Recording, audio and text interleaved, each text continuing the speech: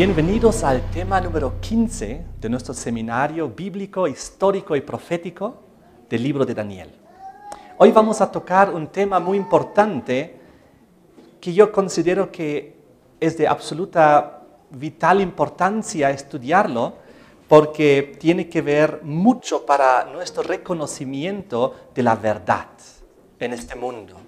Y la palabra de Dios, como siempre, va a ser nuestra luz, nuestra guía para enseñarnos y explicarnos acerca de este tema. Vamos a ir a Daniel capítulo 1, donde encontramos al amigo Daniel llegando a Babilonia.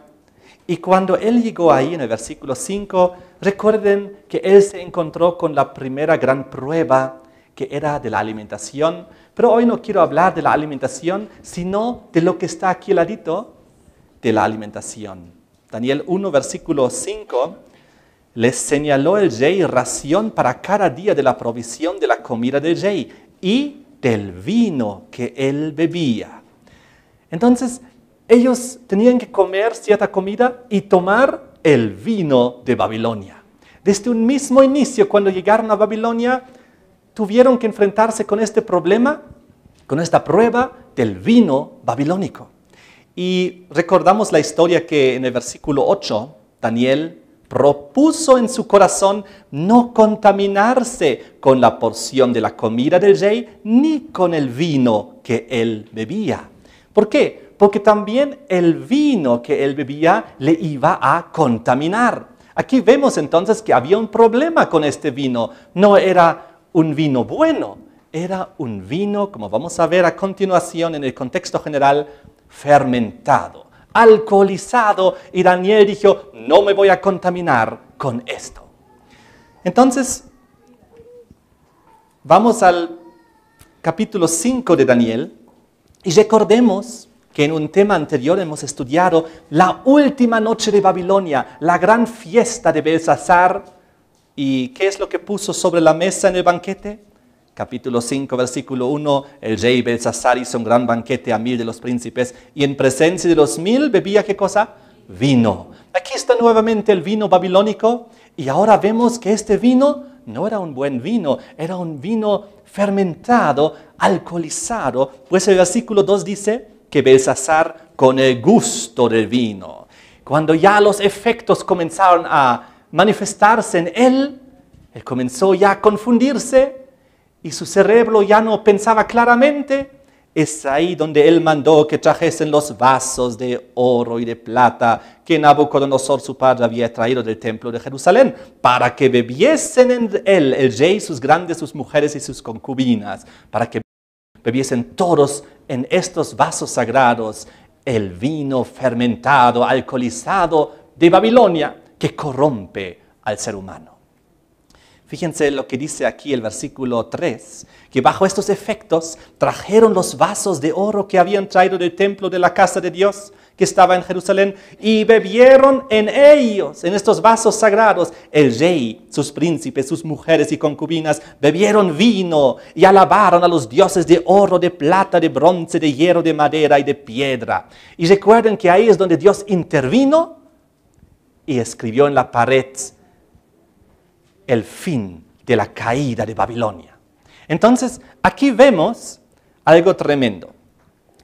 Vemos que hubo una mezcla babilónica terriblemente prohibida. ¿Por qué? Porque ellos utilizaron los vasos sagrados, aquellos vasos que Dios había instituido en el templo de Jerusalén, para que se depositen ellos la sangre del cordero, de las palomitas, de los corderitos, de las ovejitas que representaban y prefiguraron a Jesús en la cruz. ¡Ay, esa sangre que tenía que entrar, que representaba la sangre de Jesús para el perdón de nuestros pecados! En esos vasos sagrados ahora metieron el vino fermentado que contamina al hombre, y este vino fermentado los comenzó a emborrachar y a confundir de tal manera que comenzaron a alabar todos los dioses menores, todas las divinidades paganas, menos al Dios verdadero.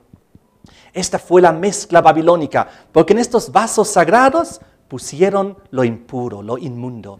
En esos vasos de la verdad lo mezclaron con el engaño y con la mentira. En esos vasos del bien, los convirtieron en vasos del mal. Tremendo.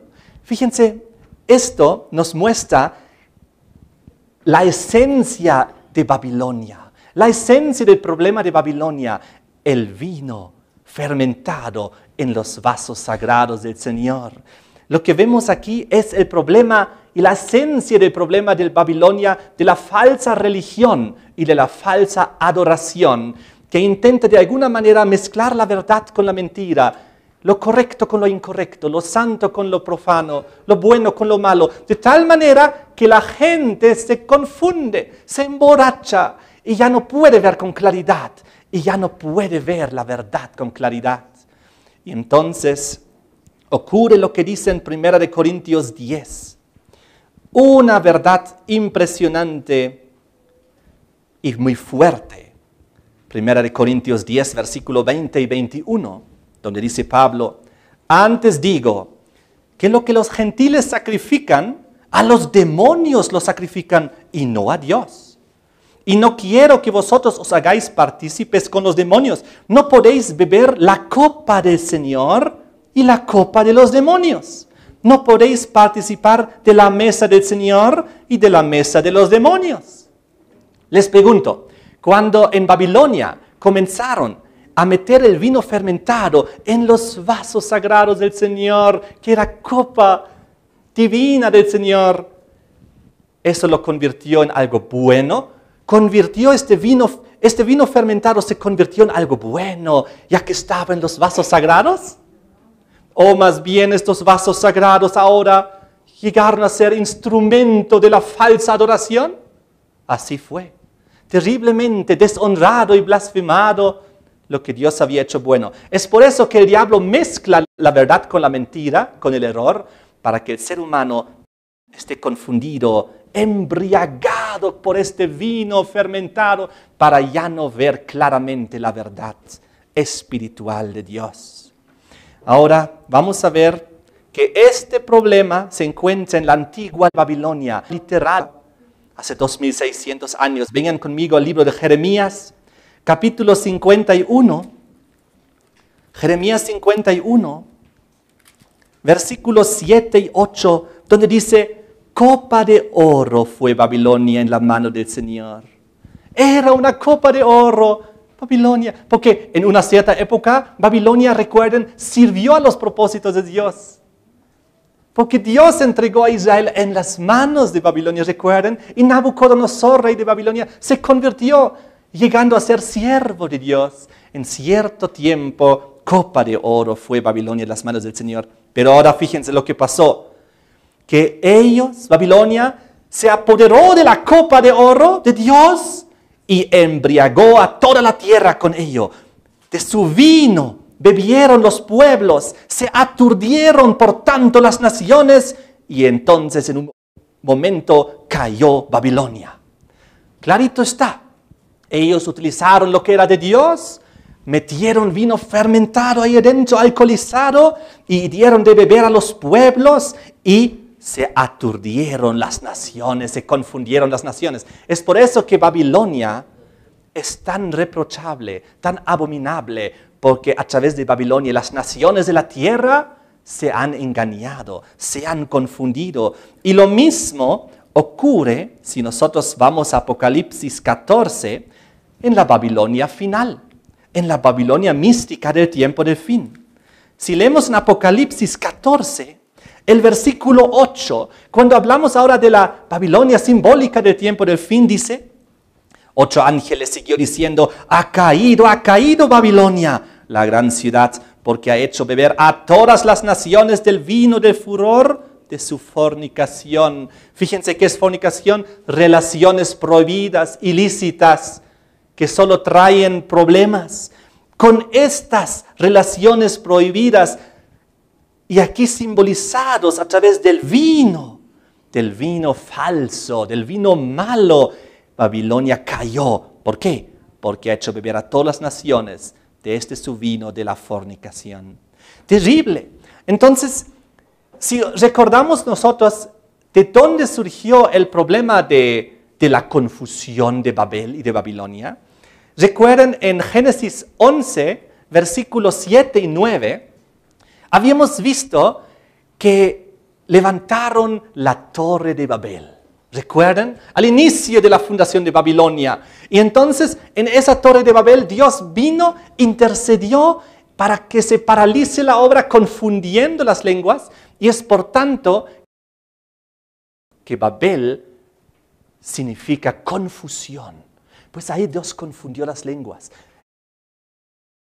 El hecho mismo de Babilonia, su fundamento, su origen, es la confusión, es el engaño.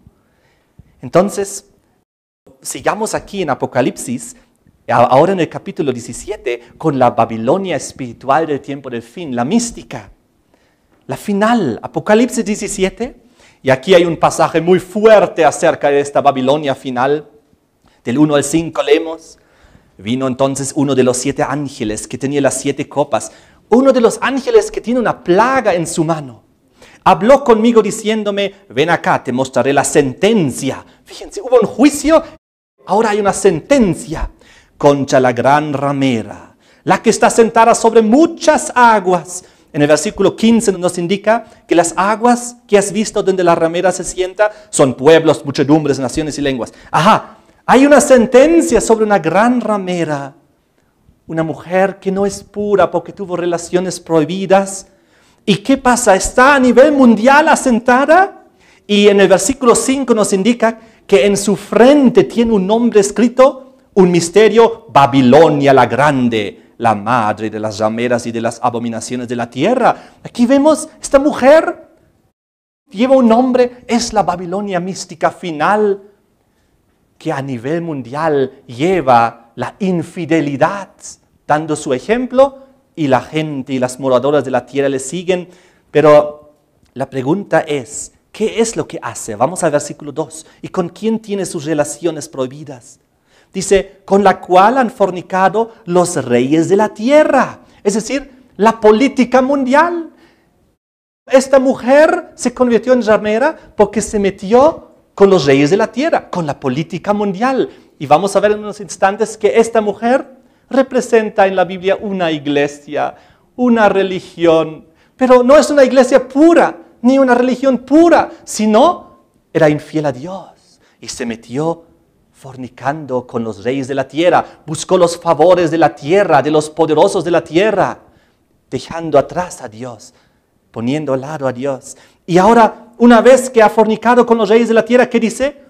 Y los moradores de la tierra se han embriagado con el vino de su fornicación. Aquí nuevamente, todo el mundo a consecuencia de que la iglesia, la religión, se alejó del Dios verdadero y se metió con la política del mundo, la consecuencia es que los moradores de la tierra se han emborrachado, embriagado con el vino de su fornicación, con el vino fermentado, alcoholizado, que los confunde a todos.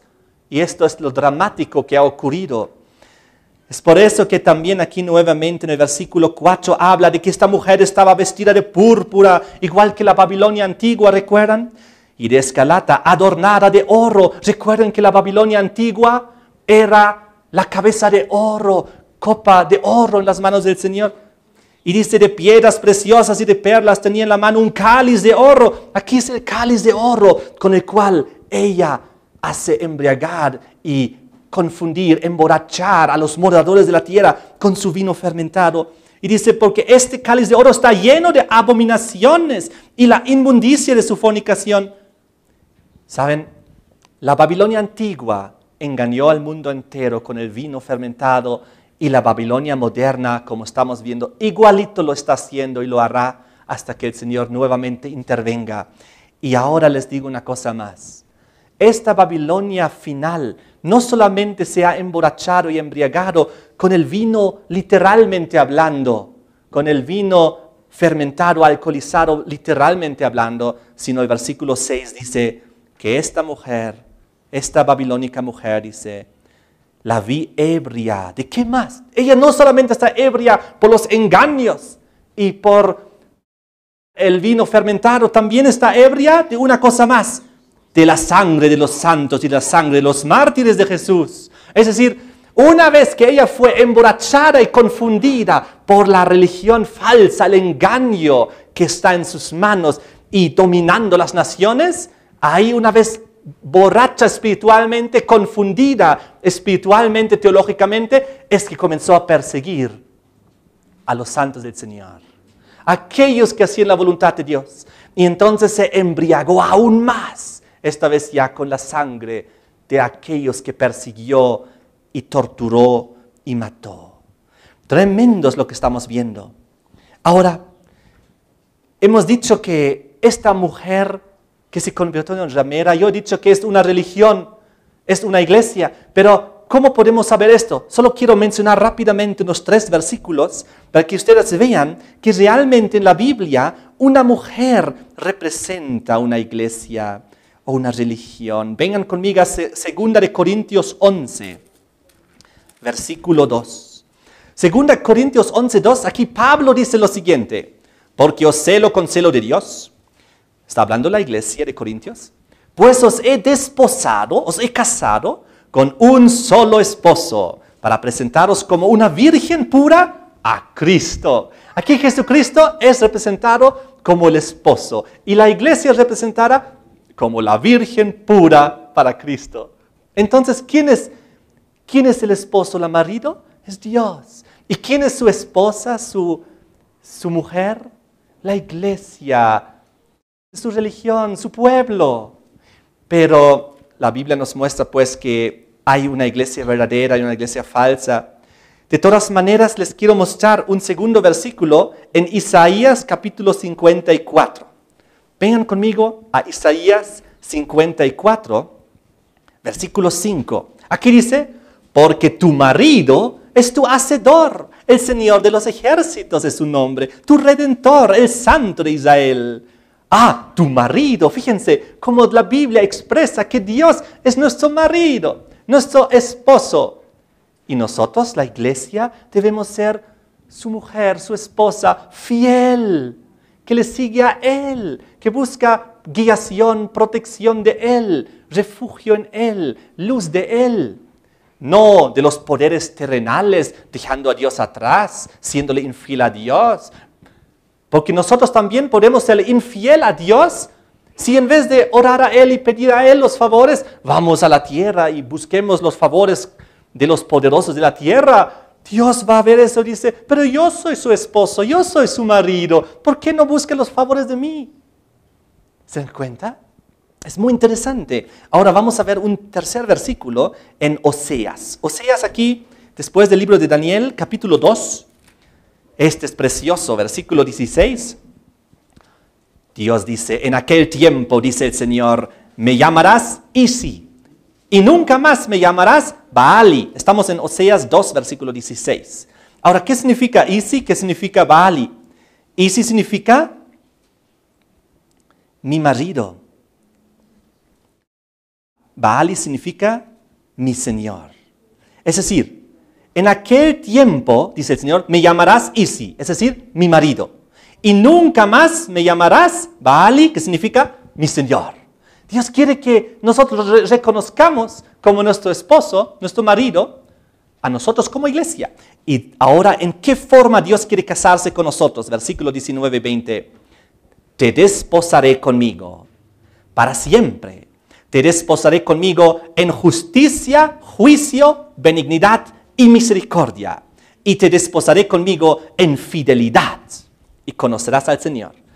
Esa es la relación como Dios se quiere casar con su iglesia. En justicia, juicio, benignidad, misericordia y fidelidad. Es la relación que Dios quiere tener con nosotros, con su iglesia. Pero lamentablemente la gran ramera del Apocalipsis, la gran Babilonia que acabamos de leer, ella ya no buscó los favores de Dios. Ella fornicó con los reyes de la tierra, tuvo relaciones prohibidas, ilícitas y se convirtió en ramera. Porque ya no estaba con Dios, sino ahora con la política del mundo, con los gobiernos, con los poderosos. Y de esta manera ella se contaminó. Ahora, sucede que la religión falsa, la iglesia falsa, emborracha, confunde, engaña, aturde los sentidos y de esta manera, con el vino de su fornicación, engaña a los moradores de la tierra.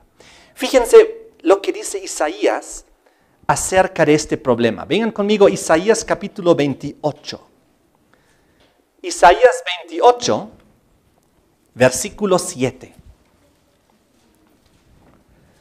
Pero también estos erraron con el vino y con sidra se entontecieron.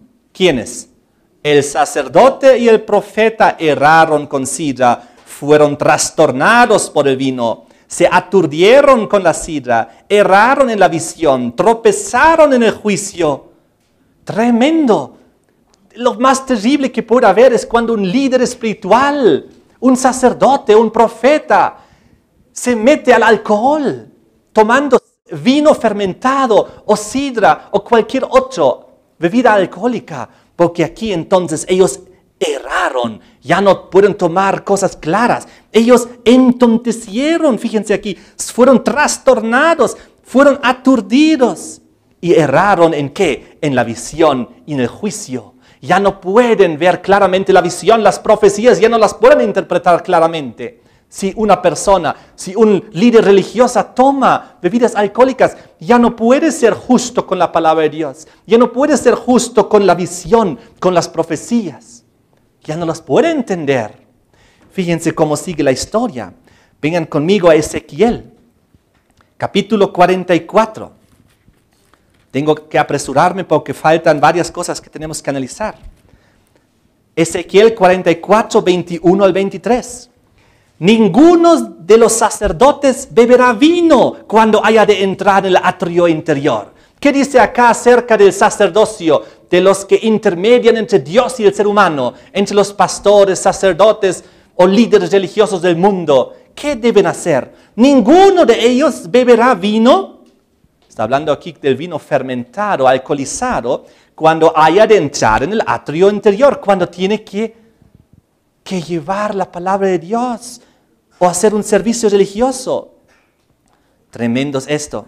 Vamos al versículo 23. Y enseñarán a mi pueblo, dice, a hacer diferencia entre lo santo y lo profano. Y les enseñarán a discernir entre lo limpio y lo impío.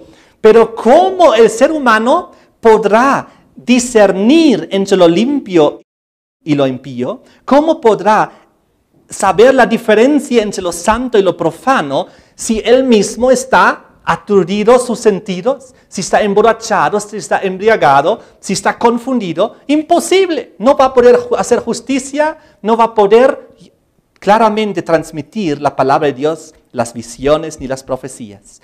Vamos al libro de Levítico y vemos aquí algo muy interesante, porque aquí nos confirma lo que estamos viendo en el libro de Levítico.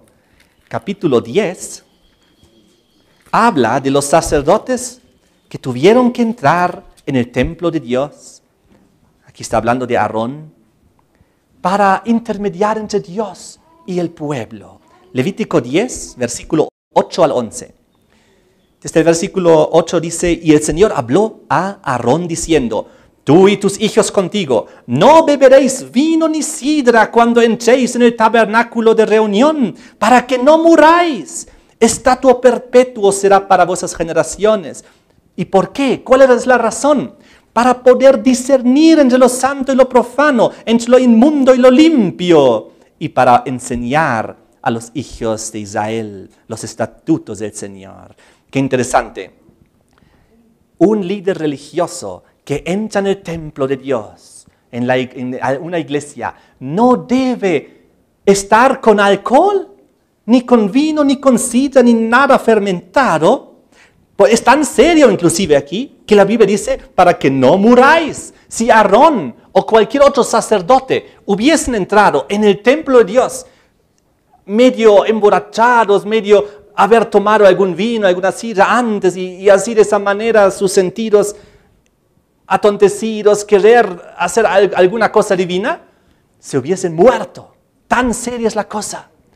Entonces, vamos a seguir analizando y ustedes ya se darán cuenta que hoy en día en el mundo, en muchas religiones, inclusive cristianas, se toma alcohol, ¿no es así? ¿Alguna vez se han dado cuenta? Vamos a seguir analizando. Ustedes ya se darán cuenta de por sí. Primera de Timoteo 3, versículo 1 al 4. Cuando aquí Pablo habla de los requisitos para un anciano, para un obispo, entre los requisitos está el siguiente. Pero es necesario que el obispo sea irreprensible, marido de una sola mujer, sobrio. ¿Qué significa esto? Que no tome alcohol. Que esté sobrio. ¿Quién? El obispo.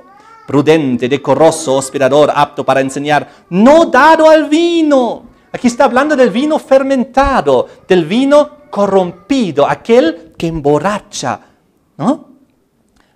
Entonces vamos al libro de Tito. Pues aquí hay una instrucción muy parecida, un poquito antes del Apocalipsis, cerca ahí, antes del libro de Hebreos, un poquito antes está Tito. Tito 1, versículos 7 y 8. Aquí nuevamente los requisitos para los ancianos y los obispos. Porque es necesario que el obispo sea irreprensible como administrador de Dios. No soberbio, no iracundo, no dado al vino. Es decir, no dado a las bebidas alcohólicas. No pendenciero, no codicioso de ganancias deshonestas, sino hospedador, amante de lo bueno, sobrio, justo, santo, dueño de sí mismo. Uno solo puede ser dueño de sí mismo cuando uno es sobrio, cuando uno no es dado al vino, a las bebidas alcohólicas. Muy, muy importante. Ahora, sigamos analizando. La Biblia condena el uso del alcohol y vamos a ver uno de los pasajes más impresionantes en la Biblia, en Proverbios 23, versículo 29 en adelante. ¿Para quién será el ay? ¿Para quién el dolor? ¿Para quién las rencillas? ¿Para quién las quejas? ¿Para quién las heridas en balde? ¿Para quién lo amoratado de los ojos? Para los que se detienen mucho en el vino. Está hablando aquí en el contexto del vino fermentado. Para los que van buscando la mistura. No mires el vino cuando rojea, cuando resplandece su color en la copa. Se entra suavemente, mas al fin como serpiente morderá y como áspid dará dolor. Les pregunto, ¿quién en la Biblia es representado por la serpiente? El diablo, ¿no? Apocalipsis 12, versículo 9. Y aquí ahora el vino fermentado, el que trae estas terribles consecuencias, es representado como una serpiente que te morderá. Oh, muy interesante. El alcohol es relacionado directamente con Satanás. Vamos a seguir. Tus ojos mirarán cosas extrañas bajo ya la influencia del alcohol. Tu corazón hablará perversidades. ¿Alguna vez ustedes han visto a algún borrachito? ¿Y habló perversidades o habló cosas santas? Perversidades, ¿no es así? Y sigue diciendo las consecuencias. Serás como el que yace en medio del mar, o como el que está en la punta de un mastelero. ¿Cómo es el que está en la punta de un mastelero de un barco? Así está el borracho, ¿no? No tiene la control sobre su cuerpo. Se tropieza, se cae, se duerme afuera, no importa dónde. Y fíjense, y sigue ahora la reacción. Y dirás, me hirieron, mas no me dolió. Me azotaron, mas no lo sentí. Porque los borrachos se sienten muy fuertes, ¿no? Yo una vez vi una pelea entre unos borrachos, estaban ahí los dos, uno le dio golpe a la cara, el otro le devolvió el golpe a la cara, y uno tras otro, y ninguno gritó nada, es como si no sintieran ningún dolor. El dolor lo sienten al día siguiente, cuando ya duele todo. Y ahora dice el versículo final, 35, cuando despertare, aún lo volveré a buscar. Y aquí vemos el vicio ya de la persona, que aunque sufre terribles consecuencias, aunque lo pegan, aunque está mal, aunque le duele, aunque todo esto, no lo puede soltar. Cuando me despertare aún lo volveré a buscar. Ya el vicio del terrible alcohol. En Lucas 1, 13 al 15 habla de Juan el Bautista. Y dice, en su nacimiento no tomará vino ni sidra, nada de las cosas alcohólicas. ¿Por qué? Porque será un hombre de Dios que preparará el camino del Señor Jesús. Y de la misma manera hay otros pasajes bíblicos que hablan de otros hijos de Dios y siempre mencionan lo mismo. Desde su nacimiento no beberá bebidas alcohólicas. Y obviamente esto no se aplica solo a ellos, se aplica a todos nosotros. Efesios 5, versículo 18. Vengan conmigo. Efesios 5, versículo 18. Dice la palabra del Señor. No os embriaguéis con vino, en lo cual hay disolución. Antes bien, sed llenos del Espíritu. No os embriaguéis del vino. ¿De qué vino está hablando aquí? Del vino fermentado, corrupto, alcoholizado. Y vamos ahora al libro de Gálatas. Un poquito antes, capítulo 5. Porque en unos instantes les voy a contar que hay una diferencia en la Biblia entre el vino fermentado malo, que lo estamos viendo en sus contextos de los versículos, y que hay un vino bueno, un vino no fermentado. Pero esperen un ratito más. Gálatas 5, versículo 19, aquí dice Pablo, manifiestas son las obras de la carne, que son adulterio, fornicación, inmundicia, lascivia, idolatría, hechicerías, enemistades, pleitos, celos, iras, contiendas, disensiones, herejías, envidias, homicidios, borracheras, orgías y cosas semejantes a estas. Aquí ya Pablo ya se aburrió de escribir esta lista y simplemente dijo, y cosas semejantes a estas. Nosotros ya podemos completar la lista, pero lo penúltimo en la lista es, y borracheras, las obras de la carne. No son las obras del Espíritu, son las obras de la carne que no pueden entrar en el reino de los cielos, como dice acá. Porque sigue el versículo 21 diciendo, acerca de las cuales os amonesto, como ya os lo he dicho antes, que los practican tales cosas no heredarán el reino de Dios. Que eso es algo serio, ¿no? Si nosotros nos dedicamos a las bebidas alcohólicas, no heredaremos el reino de los cielos. En otras palabras, no podemos entrar en el cielo. Un requisito es no tomar alcohol. Eso es tremendo. ¿Cómo está este mundo? Está tomando mucho alcohol este mundo. Esta Babilonia que estamos viviendo está siendo confundido a nivel mundial con el vino, con las bebidas alcohólicas, aplicándolo ahora literal. Sí. Y espiritualmente también, tomando en cuenta que esto representa los engaños de Babilonia religiosos, espirituales, teológicos. Ahora, queridos amigos, hay dos tipos de vino en la Biblia. Hay el vino que acabamos de ver, el vino prohibido, malo, fermentado. Pero también hay versículos en la Biblia que dicen que el vino sí lo podemos beber. Pero tenemos que entender el contexto y entender la diferencia enorme, abismal, entre el vino fermentado que acabamos de ver y el vino bueno, que es el zumo de la uva. Fíjense, vamos a ver aquí. Vamos a ver unos versículos que aprueban el uso del vino y vamos a ver el contexto de estas cosas. Salmos capítulo 104. Salmos 104, versículo 14 y 15. Vamos directo al versículo 15.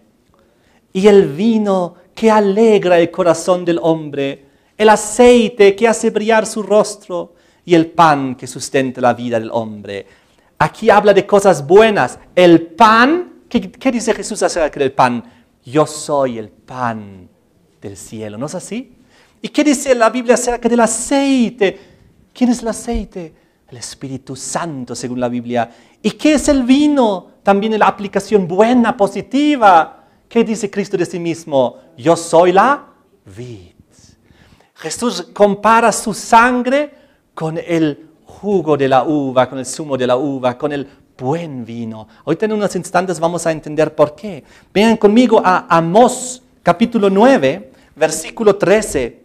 Amós 9, 13.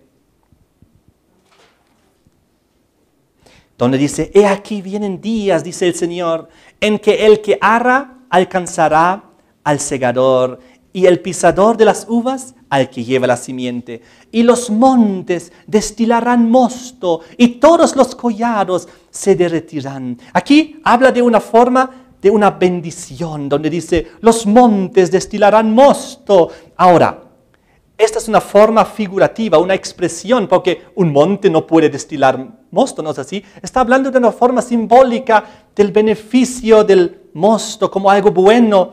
Pero les he traído el diccionario para leerles lo que es el mosto. Porque el mosto es lo siguiente. Zumo de la uva antes de hacerse vino. Oh, qué interesante. Zumo de la uva antes de hacerse vino. Es decir, el mosto es cuando tú agarras las uvas y las exprimes. Y entonces tú tienes un mosto, un zumo de uva. Y esto te lo tomas. Oh, eso es algo muy diferente al vino fermentado. Vamos a seguir analizando. En San Juan capítulo 2 habla de las bodas de Caná. Ahí nos dice que Jesús transformó el agua en vino. Entonces, y les dio a tomar. Ahora, ¿en qué vino lo habrá transformado? ¿Qué creen ustedes? Vengan rapidito a San Juan capítulo 2 y vamos a ver aquí algo interesante. En San Juan 2, cuando su madre en el versículo 3 dijo, faltando el vino, la madre le dijo, ¿no tienen vino? Jesús dijo, todavía espera un ratito. Y entonces en el versículo 6 dice que había unas tinajas de piedra para agua conforme al rito de la purificación de los judíos. Entonces Jesús dijo en el versículo 7, llenad esas tinajas de agua. Y entonces ocurrió el milagro que conocemos. Versículo 9, cuando el maestresala probó el agua hecha vino, sin saber él de dónde era, aunque lo sabían los sirvientes que habían sacado el agua, llamó al esposo y dijo, todo hombre sirve primero el buen vino, y cuando ya han bebido mucho, entonces el inferior, mas tú has reservado el buen vino hasta ahora. Aquí la Biblia hace una diferencia entre un buen vino y un vino inferior. Y da a entender aquí que lo que se estaba sirviendo en la boda hasta el momento era el vino inferior. Pero Jesús viene, utiliza esas tinajas para la purificación de los judíos, mete agua, que es para purificación, lo transforma en vino, pero no en el inferior, como acabamos de leer, sino en el vino bueno. ¿Cuál será el vino bueno y cuál será el vino inferior? El inferior significa que ya ha pasado por un estado y se transformó de bueno en inferior, porque es imposible que un vino malo, un inferior, se convierta en un vino bueno. Entonces, Jesús lo que les dio era el mosto, era el zumo de la uva bueno. Eso es lo que Cristo trajo. ¿Creen ustedes que Cristo iba a poner vino fermentado en la boda para que todos se emborrachen y no vayan al reino de los cielos? Yo creo que jamás. Acabamos de ver eso, ¿no es así? Imposible.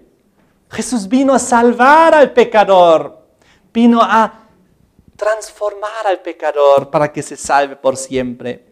Fíjense, en Números, vamos rápido al Antiguo Testamento, Números capítulo 18, aquí leemos acerca del diezmo, leemos aquí acerca del sostenimiento de los sacerdotes, de los levitas en la antigüedad, y una de las cosas que ellos pudieron recibir era esto, Números 18, 12, de aceite, de mosto y de trigo, todo lo más escogido, las primicias de ellos, que presentarán al Señor, para ti las he dado. Aquí está hablando que lo mejorcito, los escogidos, las primicias del aceite, del mosto, es decir, del vino, pero no del vino fermentado, del zumo, de la uva y del trigo. Eso fue lo que los sacerdotes recibieron. Ellos no recibieron vino fermentado para emborracharse, como hemos visto en los primeros versículos, para engañar y confundir y ser injustos.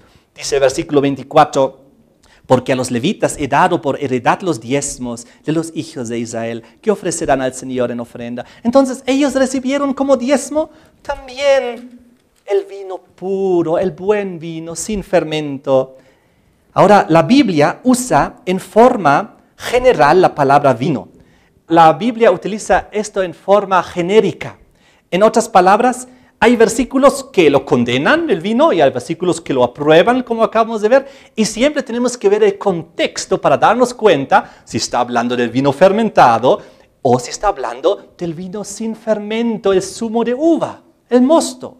De esa manera es tan importante que leamos el contexto, estudiemos ampliamente la palabra de Dios para ver si es un versículo que lo aprueba porque es sin fermento o si no lo aprueba porque es con fermento, alcoholizado.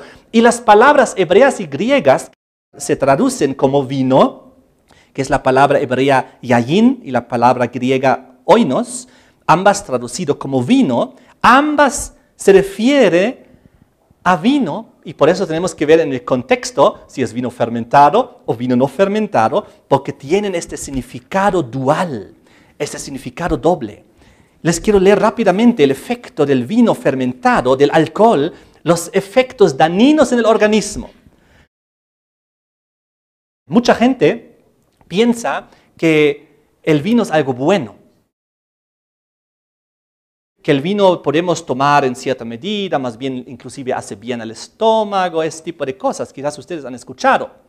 Pero lo único bueno en el vino, del remanente que queda, es todavía un poco del residuo de la uva, que es un poco antioxidante, pero el vino, el alcohol que está dentro de él es tóxico, es un veneno. Así que si alguien dice, tomar un vaso de vino te hace bien, porque hay muchos estudios que dicen que el vino tiene efectos buenos, el efecto bueno que puede teóricamente estar en el vino no es por el alcohol que está dentro, porque el alcohol es un veneno tóxico que mata las neuronas y trae muchas consecuencias perjudiciales al organismo. Si puede haber una chispa de algo bueno todavía en el vino fermentado, es que todavía hay un residuo de la uva, de lo antioxidante. Y entonces hacen sus grandes estudios, el vino es algo bueno para la salud. ¡Qué terrible! Es como si tú agarras un vaso de agua, le metes una gota de veneno y dices, miren, es algo bueno porque hay agua adentro. ¿Y qué es del veneno? Eso es totalmente ilógico y ridículo lo que hacen. Fíjense, hay gente que dice que el vino o el alcohol es un alimento y se justifican, es un alimento, tomo mi cerveza y esto me alimenta. No alimenta para nada. Les voy a leer lo que dicen los médicos. El doctor Haven Emerson dice, alcohol no es un alimento y nunca debería ser relacionado para este propósito. Él es de la Universidad Columbia. Ahora, el doctor Hewitt Donald, él escribe en su libro, todo lo que ustedes quieren saber acerca del alcoholismo, pero estaban demasiado borrachos para preguntar. Así se titula su libro. En la página 64, en Ministries Distributed Services, dice, alcohol solo provee calorías y causa intoxicación cuando se lo toma, como se toma comida ordinaria. Así que el alcohol no es un alimento y no es un buen nutriente. Él mismo sigue diciendo, y en el libro anual de las cerveceras de los Estados Unidos, hace varios años declararon, químicos y cerveceros admiten que el valor nutricional del alcohol y también de la cerveza es prácticamente inconsiderable. La cantidad necesaria para nutrir el sistema sería tan grande que actuaría como un veneno. Y lo mismo el doctor Anthony Seleny dice, alcohol no es un alimento porque es a la vez un veneno, un narcótico que crea un hábito y es dañino. Sustancias que son narcóticas, dañinas o venenosas no pueden ser clasificadas como alimento, aunque contribuyan algún elemento de valor al cuerpo o no. Bebidas alcohólicas se toman generalmente por su efecto narcótico y no por su contribución útil de energía. Eso es muy impresionante lo que estamos estudiando. Ahora, un poquito más acerca de las consecuencias del alcohol. El alcohol es un veneno. Lejos de nutrir al cuerpo, el alcohol vacía el cuerpo de vitaminas. Lleva a deficiencias severas en vitaminas de complejo B. Vacía el cuerpo de zinc y magnesio. Destruye el apetito. Empeora toda deficiencia nutricional. Y trae muchos problemas de salud, como enfermedades relacionadas físicas y mentales, de desorden del hígado, enfermedades del corazón, hipertensión, etc. Ahora, les digo, ¿qué otros efectos causa el alcohol? Náuseas o vómitos. Según la Biblia esto, En el texto por escrito, en el próximo tema, lo van a poder leer las citas. Causa náuseas o vómitos, hay varios versículos. Distorsión en la percepción de la realidad, versículos. Deterioro de la capacidad de tomar decisiones responsables, otro versículo. Debilitamiento de la sensibilidad moral, varios versículos. Una memoria dañada, otro versículo. Es porque el alcohol nos destruye las neuronas. Y finalmente, el consumo de bebidas alcohólicas lleva a descalificar a las personas del servicio religioso, como hemos estudiado antes. Ahora tengo que apresurar, porque el tiempo va rápido. Quiero contarles un poco más efectos del alcohol. Solamente en Inglaterra, el alcohol es responsable de 25% de los arrestos, del 65% de los crímenes violentos. Hay jueces que dicen y fiscales que dicen que 4 de cada 5 crímenes o cosas malas ocurren bajo efectos de alcohol. ¿Cuántos accidentes ocurren todos los días por los efectos del alcohol? ¿Cuánta gente muere? Solamente en Inglaterra 33,000 personas cada año mueren por consecuencia directa del alcohol. En Estados Unidos, escuchen esto, hay más de 100 millones de cristianos que toman alcohol. ¿Deberían tomar o no? Si no es un alimento, si es un veneno. Todo lo que crea un vicio, ¿es de Dios o del diablo? Del diablo. Porque la Biblia dice que Jesús, ¿qué hace con el ser humano? Lo libera. Y el alcohol, ¿qué hace con el ser humano? Crea un vicio. Ahora, hemos leído hace un ratito, en Proverbios 23:32, que el alcohol está relacionado con la serpiente, con la víbora. Y si tú comienzas a jugar con el alcohol, entonces tú dices, yo puedo dominar esto. Voy a tomar de vez en cuando una cervecita. O el fin de semana nomás. En Año Nuevo nomás, un champán. ¿No es así? De vez en cuando un vinito, no va a ser mal. Además hay tantos estudios que dicen que hace bien. ¿No es así? Entonces, ¿qué pasa? El ser humano, ¿saben cuántos alcohólicos hay solamente en Alemania, en el país de donde vengo? Más de 6 millones de alcohólicos. Y eso es terrible. ¿Creen ustedes que un alcohólico querría llegar a ser alcohólico? Dijo, yo voy a ser un alcohólico. No, ninguno, estoy seguro, de los 6 millones quería llegar a ser alcohólico. ¿Cómo llegó a ser? Comenzando con una cervecita. O comenzando con un champán. O comenzando con un vinito. Es inocente, no te preocupes, hay que tomar moderadamente. Entonces no pasa nada, está todo bien. Todos los 6 millones comenzaron tomando moderadamente. De vez en cuando, todo está muy bien.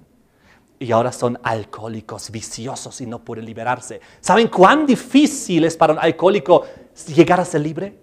Es tan difícil, pero se puede. Yo conozco personalmente personas, o pocas personas, pero conozco personas que se han liberado al 100%. Es posible, pero es tan difícil porque esta víbora, esa serpiente va creciendo. Y mientras que va creciendo, uno la sigue dominando. La puedo dominar todavía la víbora, pero sigue creciendo. La puedo dominar todavía. Pero algún rato la víbora se te va a través de tu cuello, te agarra y ya no puedes soltarte. Y ahí necesitas la intervención de Dios. Así es. Pero Dios es poderoso para librarte. Y librarte de la víbora, de la serpiente, del vicio diabólico del alcohol. Terrible es esto. ¿Saben?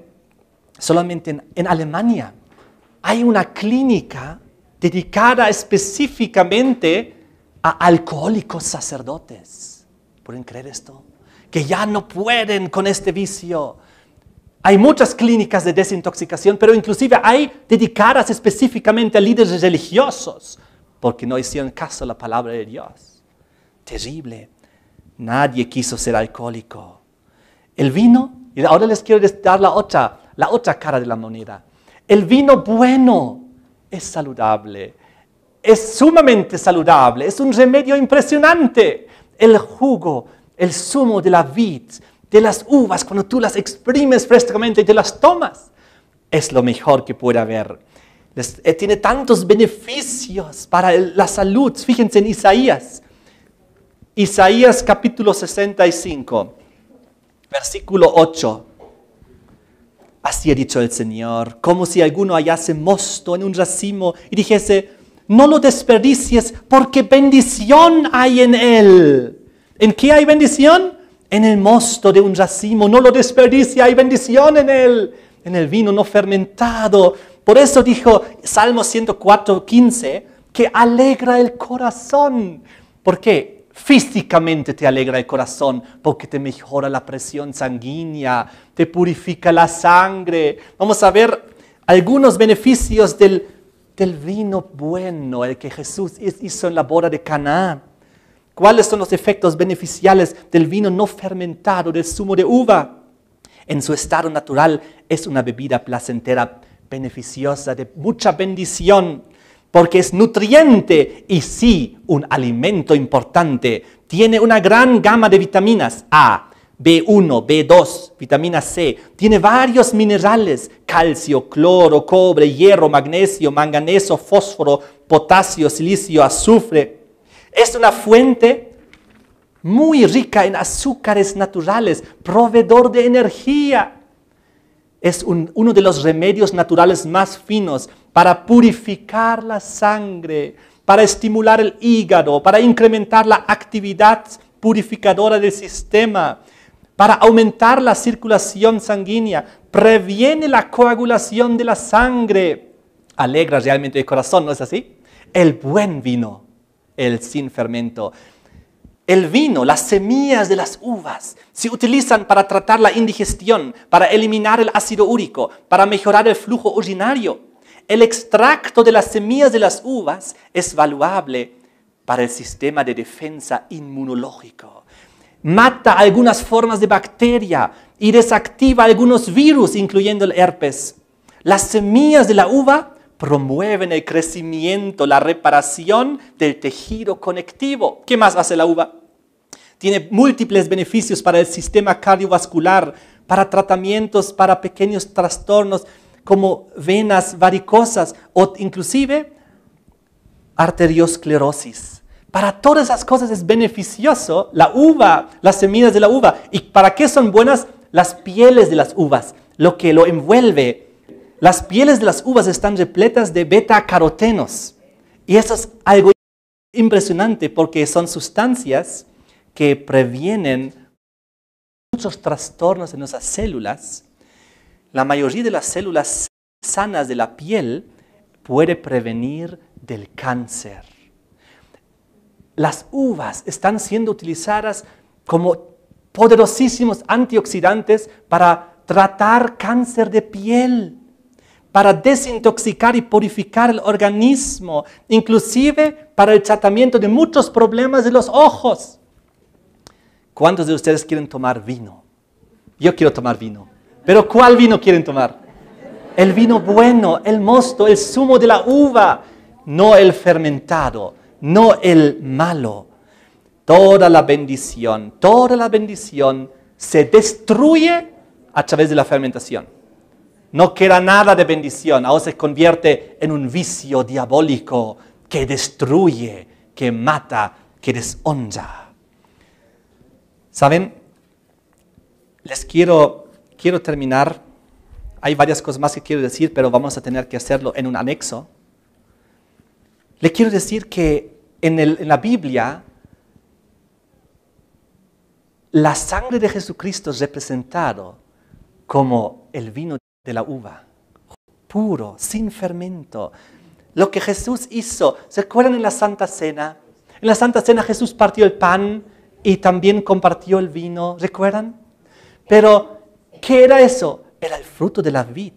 El pan era el pan sin levadura, porque en esa fiesta de la Pascua, vean conmigo a Éxodo capítulo 13, Éxodo 13, versículo 7, por los 7 días se comerán los panes sin levadura, y no se verá contigo nada leudado, ni levadura en todo tu territorio, porque la levadura, lo que hace fermentar, era sinónimo, símbolo de la contaminación, de la corrupción, del pecado.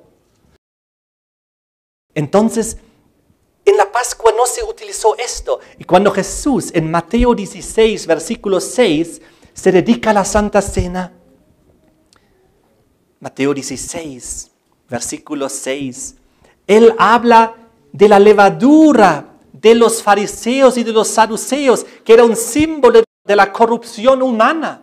Y es por eso que en la Santa Cena, Mateo 26, esos panes que representaban su cuerpo eran sin levadura, sin nada que los haga fermentar. Y lo mismo se aplica al vino, que representaba su sangre. No tenía nada de fermento, nada que lo podía corromper. Era algo puro, porque representaba el pan sin levadura, su cuerpo. Y el vino no fermentado, obviamente, el jugo de la vid, representaba su sangre sin corrupción, sin mancha. Mateo 26, versículo 17. El primer día de la fiesta de los panes sin levadura, ahí Jesús los reunió para la Santa Cena. Versículo 18, al final dice, en tu casa celebraré la Pascua con mis discípulos. Versículo 26 dice, mientras comían, tomó Jesús el pan y bendijo, lo partió y dio a sus discípulos. Dijo, tomad, comed, este es mi cuerpo. Sin fermento, sin pecado, sin contaminación, sin corrupción, sin nada. Y tomando la copa, 27, y habiendo dado gracias, les dijo, bebed de ella todos, porque esta es mi sangre del nuevo pacto, que por muchos es derramada para remisión de los pecados. Y os digo que desde ahora no beberé más de este fruto de la vid, hasta aquel día en que lo beba nuevamente con vosotros en el reino de mi Padre. ¿Seguiremos en el cielo tomando vino? Sí, pero el jugo de la vid, el recién exprimido, el mosto, el bueno, el sin fermento, el que representa la sangre de Cristo. Aquí dice, no lo beberé más, este fruto de la vid, hasta el día en que lo beba nuevamente con vosotros en el reino de mi Padre.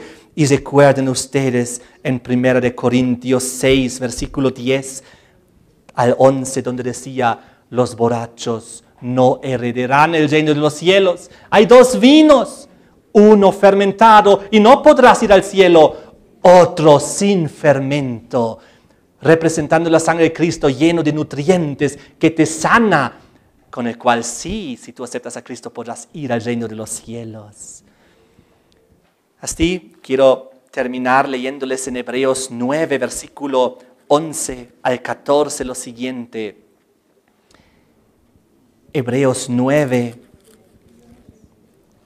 11 al 14, donde habla acerca de la sangre del Cordero y dice, estando ya presente Cristo, el sumo sacerdote, allá en el tabernáculo, versículo 12, no por sangre de machos cabríos ni de becerros, sino por su propia sangre. Saltamos al versículo 14, cuanto más la sangre de Cristo, el cual mediante el Espíritu Eterno se ofreció a sí mismo sin mancha a Dios, limpiará vuestras conciencias de obras muertas para que sirváis al Dios vivo.